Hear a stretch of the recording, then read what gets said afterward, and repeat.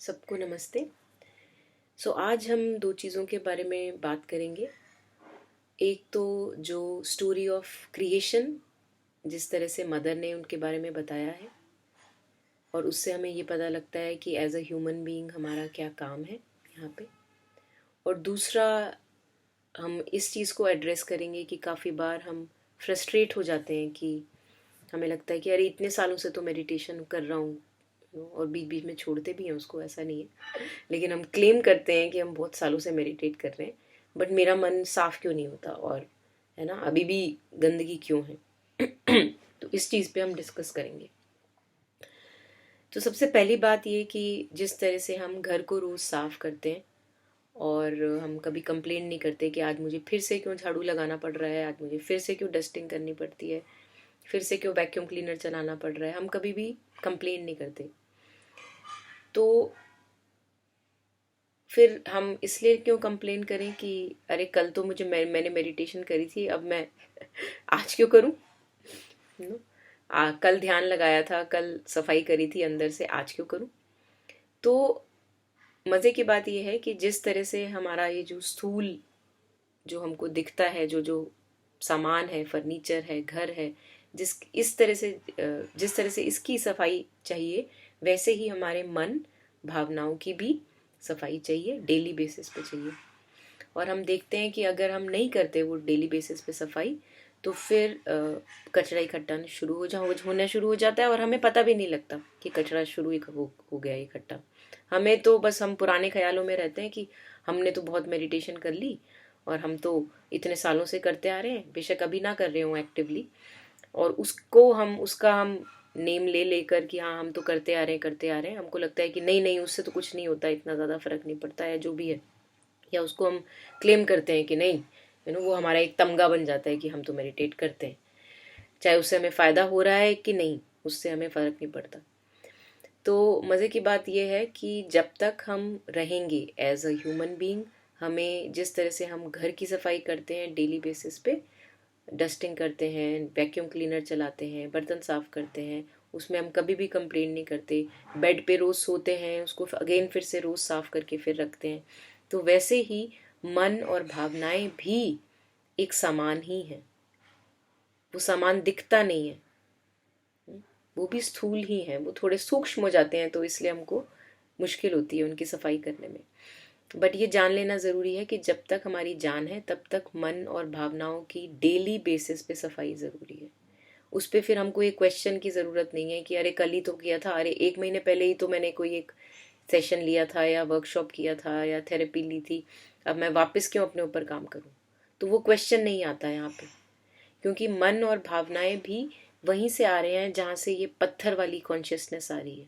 Last discussion में हमने इस पे बात करी थी कि कैसे पत्थर के थ्रू हम ग्रो हुए हैं, पहले सब पत्थर थे, फिर धीरे धीरे वो कॉन्शियसनेस एक सटल रूप लिया, जैसे कि कोई इंसेक्ट, मूवमेंट आई उसके अंदर, कोई एक प्लांट बन गए, फिर उसके बाद insects, then higher animals, and then now man.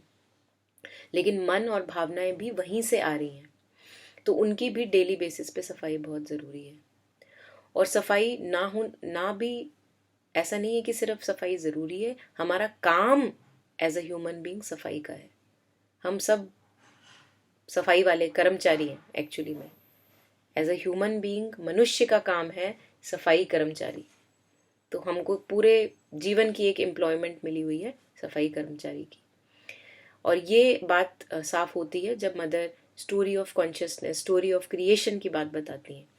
तो मदर के शब्दों में इसको पढ़ेंगे और समझने की कोशिश करेंगे, क्योंकि उससे हमें अपना टास्क पता लगता है कि एज अ ह्यूमन बीइंग मेरा क्या काम है। तो मदर ने जब हमको स्टोरी ऑफ क्रिएशन बताया, ये है मदर के क्वेश्चन एंड आंसर्स में, फेब्रुवरी 1958 से मैं पढ़ रही हूँ। When the Supreme decided to exteriorize himself so that he might see himself, the first thing that he exteriorized out of himself was knowledge of the world and power to create it. In the supreme will there was a plan, and the first principle of this plan was the expression at once of delight and freedom. in their essence, which seemed to be the most interesting character of this creation. Intermediaries were needed to express this delight and freedom through forms.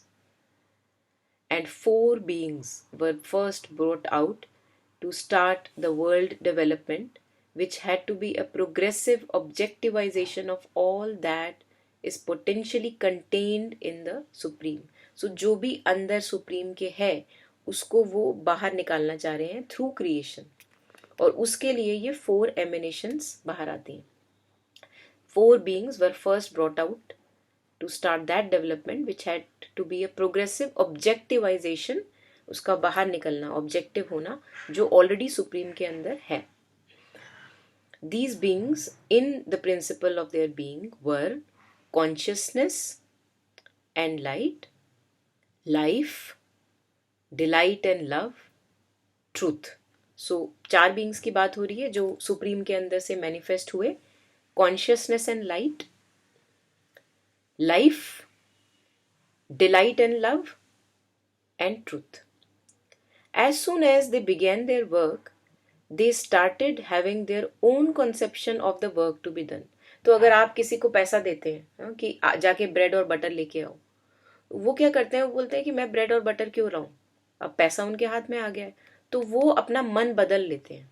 Their own conception of work कि मुझे इस पैसे से क्या करना चाहिए मुझे पता है. तो इन पावर्स के साथ भी सेम हुआ. इनका डिस्कनेक्ट हो गया उस सुप्रीम सोर्स से, और इन्होंने सोचना शुरू कर दिया कि भाई मुझे पता है कैसे सही करना है, मुझे पता है मैंने कैसे करना है.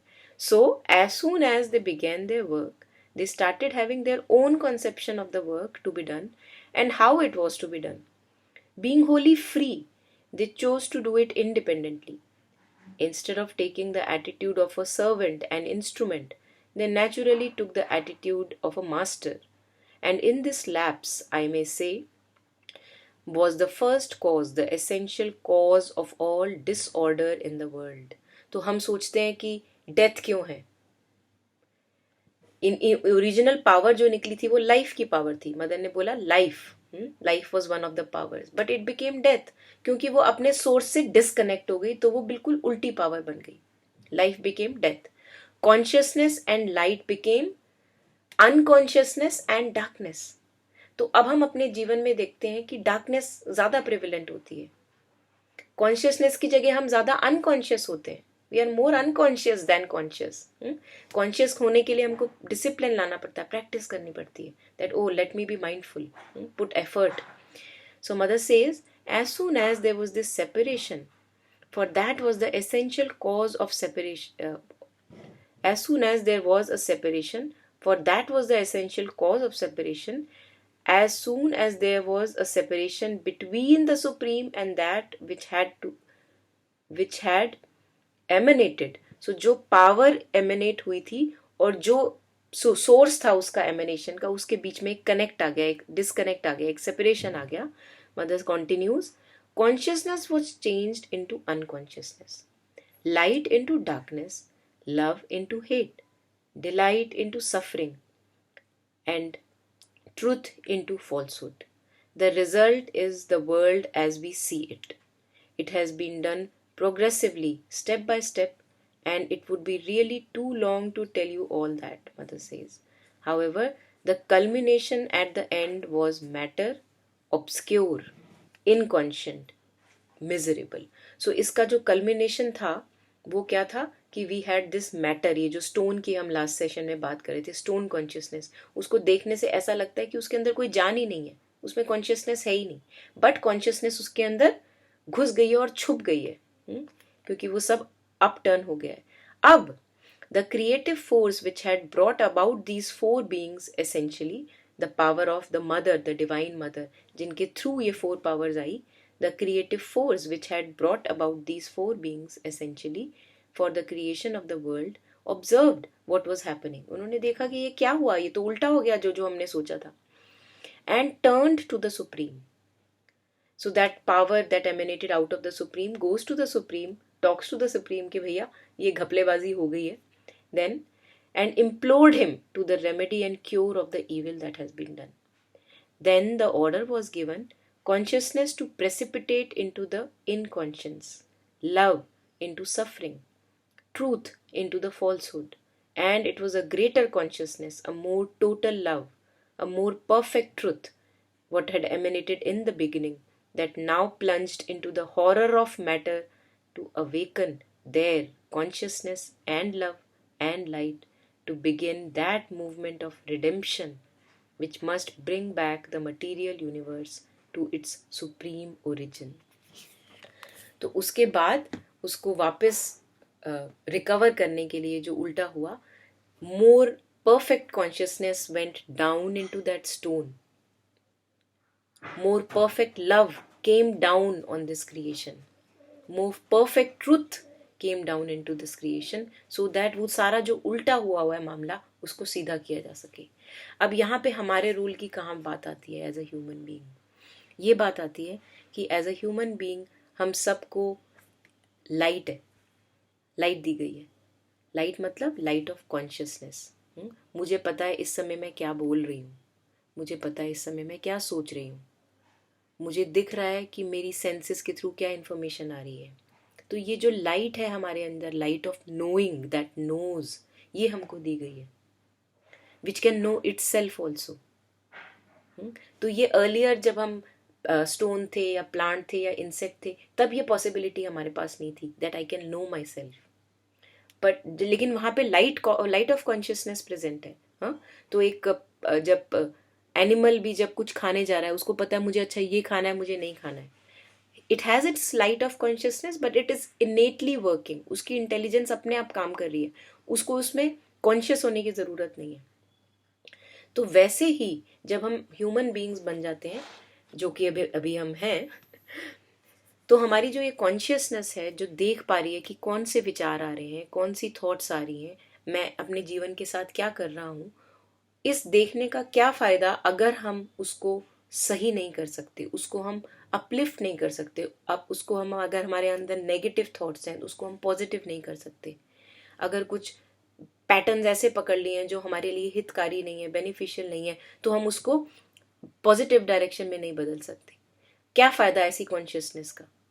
तो अगर हम अपने आप को मानते हैं कि हम मनुष्य हैं और one of the higher beings हैं, अगर हम मानते हैं, क्या फ़ायदा ऐसे हायर बीइंग होने का अगर हमारा जीवन एक एनिमल से भी ज़्यादा नीचा जीवन हो.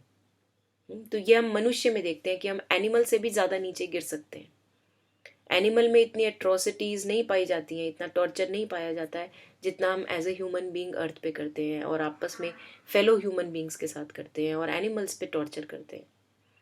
तो इस कॉन्शियसनेस को जो हमें दी गई है, ये कॉन्शियसनेस जो देख सकती है, समझ सकती है, जान सकती है ये विचार काला विचार है या सफ़ेद विचार है, क्या ये विचार मुझे ऊपर की तरफ उठा रहा है या मेरे को नीचे की तरफ लेके जा रहा है, क्या ये भावना जेलसी की भावना, एम्बिशन की भावना, लस्ट, ग्रीड की भावना, क्या ये मुझे ऊपर की तरफ लेके जा रही है या नीचे की तरफ खींच रही है.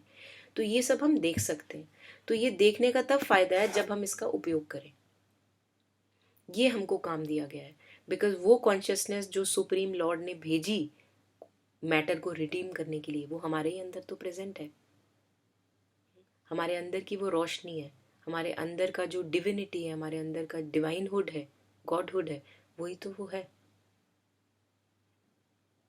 तो ये जो कॉन्शियसनेस हमको दी गई है, जो ये देख सकती है विचारों को, भावनाओं को, और उनको ट्रांसम्यूट कर सकती है, उनको ट्रांसफिगर कर सकती है, उनको सुंदर बना सकती है, अपना जीवन सुंदर कर सकती है. इसी कॉन्शियसनेस का हमें उपयोग करना है. हमें फ्रस्ट्रेट नहीं होना है कि मुझे रोज़ रोज़ क्यों करना पड़ रहा है, क्योंकि ये हमारा झाड़ू है. ये कॉन्शियसनेस और लाइट जो हमको दी गई है, द लाइट ऑफ नोइंग, ये हमारा डेली झाड़ू है. इस झाड़ू को हमने यूज़ करके हमारे बीइंग की सफाई करनी है डेली बेसिस पे. हमें चिंतित नहीं होना है कि मेरा ये हो क्यों नहीं रहा है, क्योंकि ये बहुत लंबा काम है. कबीर जी कहते हैं, मन को मृतक जान के मत कीजिए विश्वास, साधु तब तक भय करे जब तक पिंजर में सांस. सो जब तक हमारे पिंजर में सांस है, बॉडी में सांस है, बॉडी में ब्रेथ है, तब तक हमको विजिलेंट रहना है, क्योंकि कचरा किसी भी समय आ सकता है.